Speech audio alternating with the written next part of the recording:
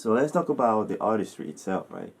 Ariella, right? How did that come from? Well, my name is Ariel, and I just, wanted something like a spicy little sexy name, so I was just like put the Ella on it. On it? That's it. So Ariel, and then I said effortless, because it's easy to me to rap. To write, it's easy to me. When I first started, I was busting out songs in like 30 minutes. You know what I'm saying? But now, as I've advanced in my craft, I've learned to slow down and really think about what I say before I say it. Okay. And then also, I learned not to second guess myself. Um, so that helps me out with my writing and stuff like that too. So it's just really easy for me to put words together. Like I'm really good with wordplay and stuff Okay. like that. So growing up, like going back to your early age, like were you into poetry or anything like that? I was good at art. Oh, okay. I used to make paintings, Yeah. and I used to sell them when I Okay. was in school. So I was making money off of paintings. I remember I got $30 one time off of Oh, a sunflower painting in school. So when it came to like the arts, that's where my good grades really came from. oh, okay. Yeah, like science and anything artsy or really hands on. Yeah. I was always good with that. Oh, okay. Cool. So when it comes to the inspiration, though, where do you draw that from? Like musically, like Yeah, who like I when you get. write, like where is the inspiration comes from? It comes from influence from what I'm going through at the time, pretty much. But it also comes when I rap. I try to reach a broad Audience, audience okay. by what I say. So I try to say simple, understandable stuff, but still shit that hits hard. You know what I'm saying? When I say I want people to understand basically what I'm saying. So I don't try to be, I'm lyrical, but I don't try to be so lyrical that, people are like, what the fuck? You know what I'm saying? So I'm just, I'm really neutral with my lyricy. Okay, so what all the topics do you like to talk about? Do you like the Sex. S-rated, I talk about love? I talk about sex, Uh, love, drugs, fake friends, sex. So I I mean, talk about it. yeah, I talk if about a that's lot your of stuff. demographic, nothing wrong with that, right? Yeah, I talk about a lot of different stuff, but I make sure I always put some type of message in my Oh, okay. music. And I was just told that by someone who interviewed me not too long ago. Shout out to Xenia. She interviewed me not too long ago, and she was like, "It was a message in my music." I was like, "Really? Okay, well, thank you." You know what I'm saying? So people are telling me that it's actually a message coming across. So, and that's just experience, Okay. when I talk. As far as the writing process, though, like how do you like to how is that creative process for you? Because some people like to isolate themselves in a room, no noise at all, or some people just don't care. They can create at any time. How is that for you?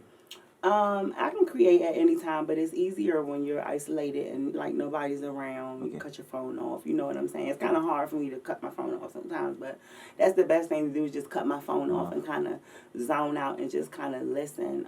I'll have my headphones on and just listen. And when I write, I have to write to a beat. I can't Just write like that. write. You know what I'm saying? I'm not going to just sit there and just write something and then try to figure out how I'm going to fit the Match flow it to the into the beat. beat. You know what I'm saying? I have to listen to the beat and internalize the beat and make sure the words flow with the beat. Okay.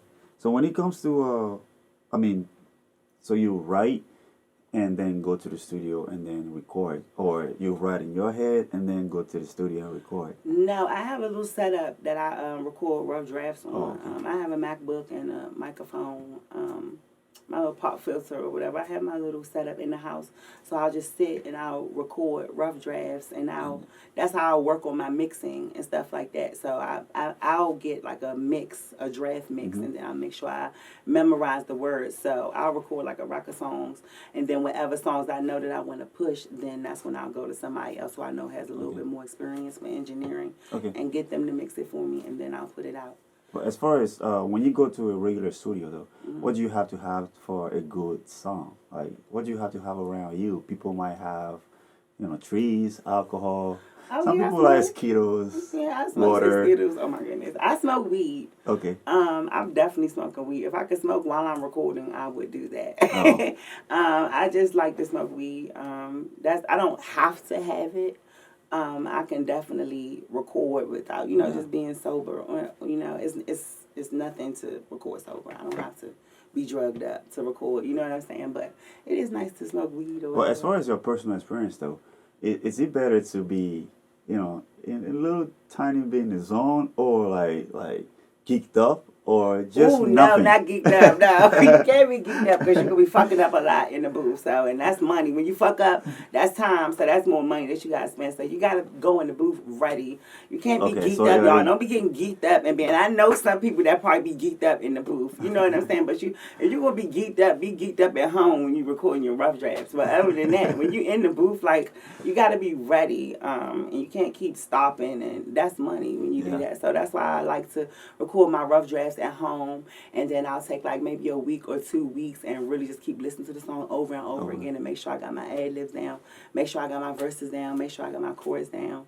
And I go in the studio and I just kill it. I may make a couple of mistakes, you know what I'm saying? That's all human beings. But other than that, I would just go in the studio and kill it so I can just have a song done, a whole song in an hour. And I'm gone. You know what I'm saying? Because what I'll do is I'll probably pay, because I know who I go to. He charged me $50 for the hour, and then $50 to mix and master the song. So I'll pay for 2 hours or whatever, just so I can go in and record the song, and then with the other hour that I pay for, I could sit with him and watch him do the mix. You know what I'm saying? And then that also helps the engineer with turnaround time, because when I'm gone, you know what I'm saying, he may have another client or whatever, and then my shit gets put to the back burner. You know what I'm saying? That's how it goes.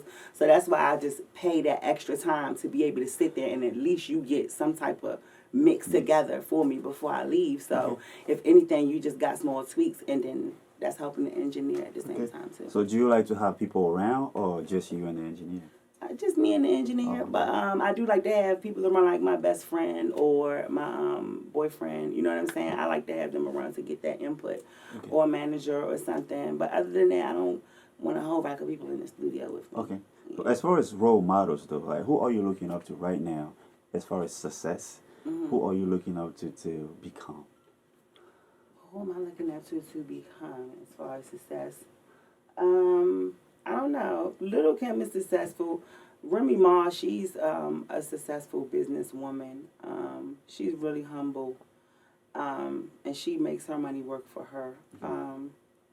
Just like the older Nicki Minaj, I love her to death, but I'm kind of messed up with a couple of her little actions, since the whole new wave of female rappers that came out. But I definitely love her. She's definitely a boss, and she has changed the game tremendously.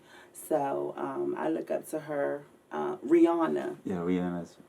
She's awesome. Awesome. You know what I'm saying? Business minded. Yeah, and even Kim Kardashian. A lot of people don't, fuck with the Kardashians like that. But they're business side. Yeah, definitely making all of their money work for them. You know what I'm saying? Everything they do is strategic and a business move, and everything goes in cohesion with each other. So I can appreciate that.